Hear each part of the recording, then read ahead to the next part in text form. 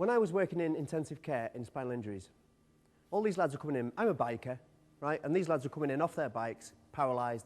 And the one thing I thought I couldn't cope with was not the paralysis, was the fact that you had to poo in the bed, right? The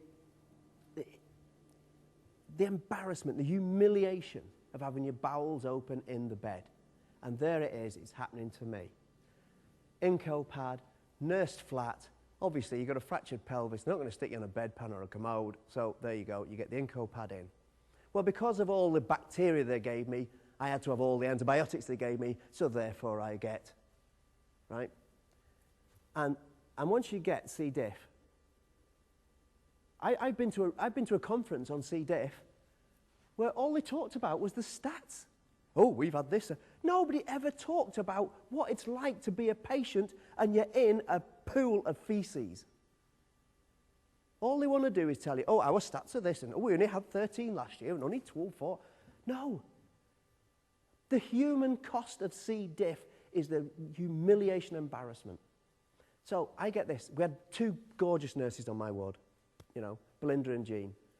They were fabulous. They were absolutely amazing. They're part of my 10%. And Jean came over to me and she said, what is it? I said, Jean, I've got a bit of a rumble going on. I don't know what the hell. She said, oh, I'll get you a pad. I said, you're going to be around, aren't you? Because she never made me feel embarrassed. She never made me feel... when Jean was around, it was like having your mum. You know, I was never embarrassed. She did all my genital work and everything. Never felt embarrassed at all. She was ace. And she put the pad under. And then she went, she said, I've got to go and do the handover. But I said, I'll be about.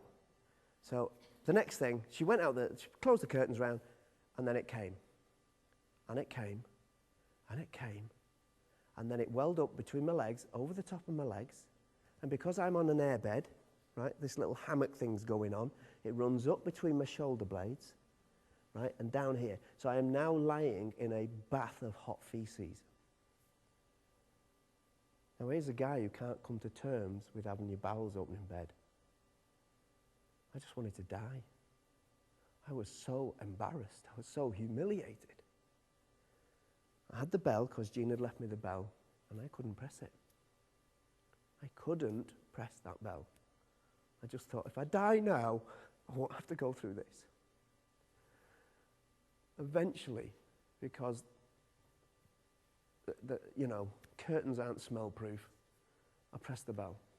And what did I get? Cow number 2. She came in, opened the curtain, she went, oh my God.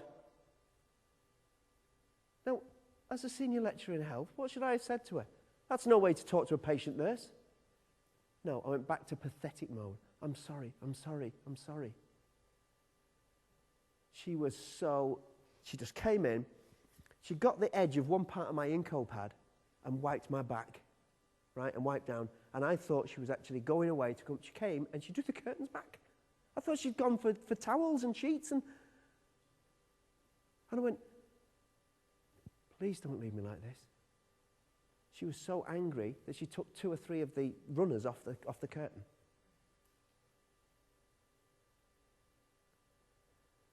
I've had 18 months of psychotherapy, not because of all those injuries, not because I've been left incontinent, impotent and lame, but because of the way I was treated by people like her.